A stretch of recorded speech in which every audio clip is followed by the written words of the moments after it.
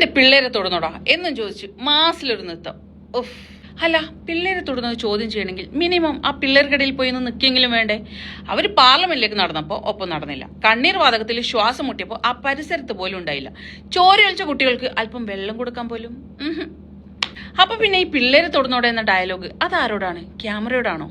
ഇടുപ്പിൽ കൈയും വെച്ച് നെഞ്ചും വിരിച്ചുള്ള ആ നിൽപ്പ് അത് മാസ് തന്നെ. എന്തായാലും ഫോട്ടോക്കും റീൽസിനുള്ളതൊക്കെ ആയിട്ടുണ്ട്. എങ്കിലും കുറ്റം പറയരുത് കേട്ടോ. സമരം തുടങ്ങി 45-ാം ദിവസമായെങ്കിലും രാജ്യത്തെ മുഖ്യ പ്രതിപക്ഷം ഒടുവിൽ പ്രതിഷേധ രംഗത്ത് എത്തിയല്ലോ. വൈകിയാണെങ്കിലും ഇതൊരു പ്രധാനപ്പെട്ട വിദ്യാർത്ഥി യുവജന പ്രക്ഷോഭമാണെന്നും ഐക്യദാർഢ്യം പ്രഖ്യാപിക്കേണ്ടതാണെന്നും കോൺഗ്രസ് നേതൃത്വത്തിന് തോന്നിയല്ലോ. അതിന് കയ്യടി. അതുവരെ യുവാക്കൾ വെയിലും മഴയും സഹിച്ച് ജന്തർ മന്ദിറിൽ കിടന്നു. സോനം വാങ്ചുക്ക് 20 ദിവസം നിരാഹാരമിരുന്നു. പോലീസ് അദ്ദേഹത്തെ ബലം പ്രയോഗിച്ച് ആശുപത്രിയിലാക്കി. വിദ്യാർത്ഥികൾ പാർലമെന്റിലേക്ക് നടന്നു. ലാത്തിയടി കൊണ്ടു, കണ്ണീർ വാതകം പൊട്ടി, ആളുകളെ വലിച്ചിഴച്ചു, നിരവധി പേർക്ക് പരിക്കേറ്റു. അപ്പോഴെല്ലാം എല്ലാവരും ചോദിച്ചു, ഒരു കാര്യമുണ്ട്, മുഖ്യ പ്രതിപക്ഷം എവിടെ? രാഹുൽ ഗാന്ധി എവിടെ? എവിടെയായിരുന്നു അങ്ങേര്? തുടക്കം മുതൽ പ്രകാശ് രാജ്, ഷബാന ആസ്മി പോലെയുള്ള താരങ്ങളൊക്കെ സമരത്തിനൊപ്പം തന്നെ ഉണ്ടായിരുന്നു. MA Baby, Brinda Karat, Jitendra Chaudhary, TM Thomas Isaac, KK Shailaja തുടങ്ങിയ ഇടതുപക്ഷ നേതാക്കളും അവിടെ എത്തി തന്നെ പിന്തുണ പ്രഖ്യാപിച്ചിരുന്നു. ഹനുമാൻ കൈന്റെ തെരുവിലിറങ്ങി രഞ്ജിനി ഹരിദാസ്, സിജ റോസ്, നോയില ഫ്രാൻസി എന്നിവരൊക്കെ പ്രക്ഷോഭവേദിയിലെത്തി. ടൊവിനോ, ജോത്സ്ന, വിസ്മയ മോഹൻലാൽ എന്നിവരുൾപ്പെടെയുള്ള നിരവധി പേര് ശബ്ദമുയർത്തി. രാജ്യാന്തര മാധ്യമങ്ങൾ വരെ ക്യാമറയുമായിട്ട് പ്രക്ഷോഭവേദിയിലെത്തി. ഇത്രയൊക്കെ കഴിഞ്ഞപ്പോഴാണ് കോൺഗ്രസിന് മനസ്സിലായത് ഇനിയും മിണ്ടാതിരിക്കുന്നത് ശരിയല്ല, രാഷ്ട്രീയപരമായിട്ട് അത് ഗുണകരമാവില്ല എന്ന്.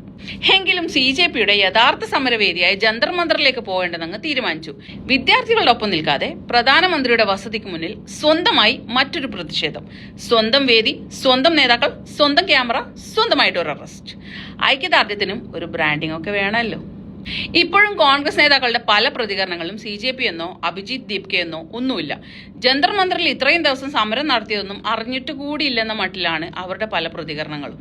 പക്ഷേ വിദ്യാർത്ഥികൾക്കൊപ്പം കോൺഗ്രസ് എന്ന പോസ്റ്ററൊക്കെ ഉണ്ട്. നേതാക്കളെ പോലീസ് പിടിച്ചുകൊണ്ടുപോകുന്ന ദൃശ്യങ്ങളുണ്ട്. എന്റെ പിള്ളേരെ തൊടുന്നോടാ എന്ന മാസ് ക്യാപ്ഷനും ഉണ്ട്. ശരിക്കും വിദ്യാർത്ഥികളുടെ സമരത്തിനൊപ്പം നിൽക്കാനാണ് നിങ്ങൾ പോയതെങ്കിൽ ക്യാമറയ്ക്ക് മുന്നിൽ 10-20 സെക്കൻഡ് ഇങ്ങനെ നെഞ്ചു വിരുത്ത് പോസ്റ്റ് ചെയ്യുന്നതിലായിരിക്കുമോ നിങ്ങളുടെ ശ്രദ്ധ? അതോ മർദ്ദനമേറ്റ വിദ്യാർത്ഥികളിലും അവരുടെ ആവശ്യങ്ങളിലും സമരത്തിന് നേതൃത്വം നൽകുന്നവരിലും ആയിരിക്കും? കേരള മുഖ്യമന്ത്രി VD സതീശനും അവിടെ എത്തിയിട്ടുണ്ട് കേട്ടോ. ചില വാർത്തകളിൽ കണ്ടത് സമരം കടുപ്പിച്ച് കോൺഗ്രസ്, കേരള മുഖ്യമന്ത്രിയും എത്തിയെന്നാണ്. ഏത്?